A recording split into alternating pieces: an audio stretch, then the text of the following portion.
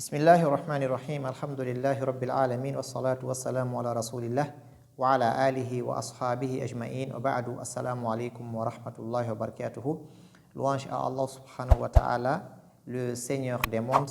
Paix et salut pour le prophète Muhammad sallallahu alayhi wa sallam, sur sa famille, ses compagnons et tous ceux qui ont accepté de suivre le chemin qu'il a tracé jusqu'au jour de la résurrection. Amin. Bienvenue sur votre chaîne Comprendre l'Islam, chaîne qui vous permet de comprendre cette religion par la meilleure compréhension. Nous allons parler aujourd'hui d'une chose très importante. Il s'agit de Sayyidu l'Istighfar, la meilleure formule de demander pardon.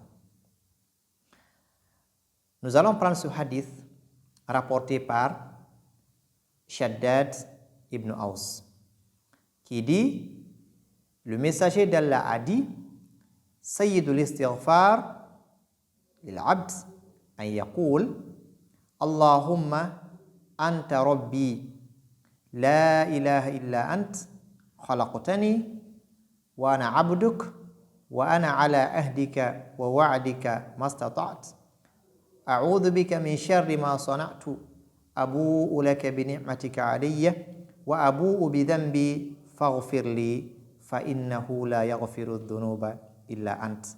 Ensuite, le messager dit: wa man qalaha min an-nahar muqinan biha famata min yawmihi qabla an yumsiya fahuwa min ahli al-jannah.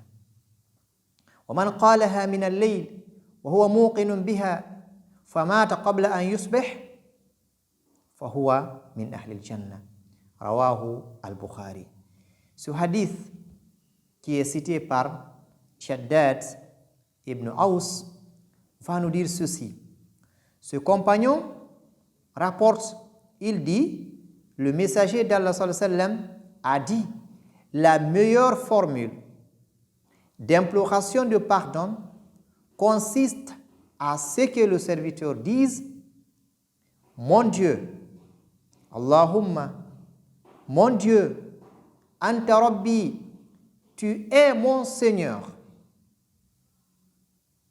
La ilaha illa ant. Nulle divinité en dehors de toi.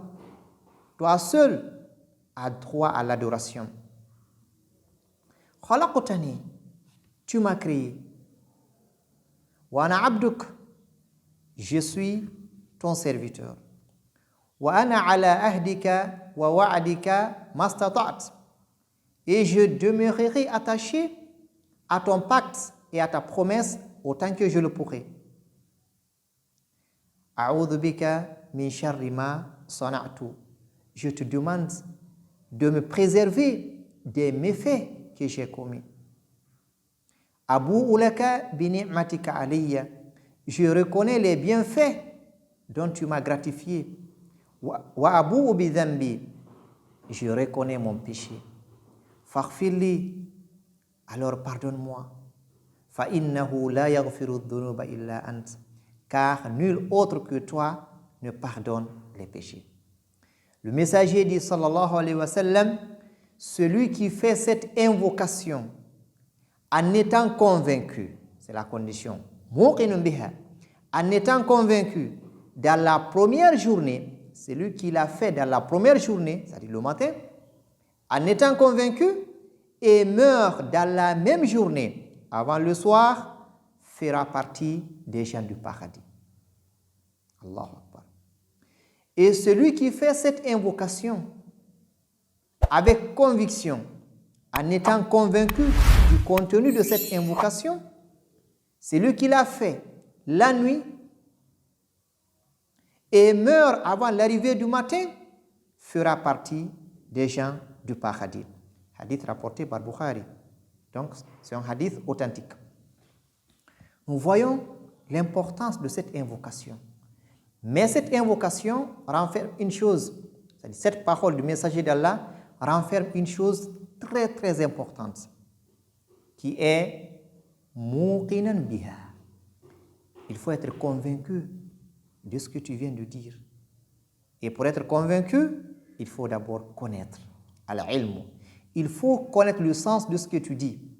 Quand tu dis Allahumma anta rabbi, Allah, tu es mon Seigneur, tu reconnais que c'est Allah qui t'a créé, c'est Allah qui t'a doté de tout. Et celui qui a créé, c'est lui qui a droit à l'adoration, à être adoré. Donc, la ilaha illa ant. Ar-Rabb huwa al-ma'bud. Le Seigneur, c'est lui qui a droit à l'adoration. Quand tu dis Allahumma anta rabbi, ça implique directement la ilaha illa ant. Tu es donc le seul à être adoré. Il faut avoir cette conviction. Et nous savons, la ilaha illallah a des conditions que tu dois apprendre. Ensuite, tu dis, tu m'as créé, je suis ton serviteur. Là, tu te rabaisses. Tu te rabaisses, tu te soumets, je suis ton serviteur. Et je demeurerai attaché à ton pacte, attaché à ta promesse. Je t'ai promis le pacte qui est entre Allah et ses serviteurs, c'est de ne pas adorer autre qu'Allah subhanahu wa ta'ala. Iyyaka na'budu. Toi seul nous adorons. Toi seul, c'est le pacte. Allah subhanahu wa ta'ala nous a promis, quand tu l'adores seul, tu iras au paradis. Donc ce pacte et cette promesse est tenue. Ensuite, tu reconnais les bienfaits d'Allah. Abu laka bi ni'matika alayya. Je reconnais tous les bienfaits dont tu m'as comblé. Les bienfaits d'Allah subhanahu wa ta'ala. Je reconnais aussi mes péchés. C'est très important. Il faut reconnaître le péché. Il faut reconnaître. Abu bi dhanbi. Je reconnais mes péchés. Et qu'est-ce qui doit suivre? Faghfirli. Pardonne-moi. L'istighfar, c'est le fait de couvrir les péchés dans ce bas monde, de ne pas les dévoiler pour la créature et de les pardonner à l'au-delà, de ne pas te châtier à cause de tes péchés. C'est ça l'istighfar. Donc, Allah, pardonne-moi. Allah voile mes péchés. Il ne faut pas les dévoiler. Il faut les voiler pour moi. Il faut les cacher. Il faut les couvrir dans ce bas monde. Et à l'au-delà, il ne faut pas les dévoiler. Il faut me pardonner. C'est ça l'istighfar.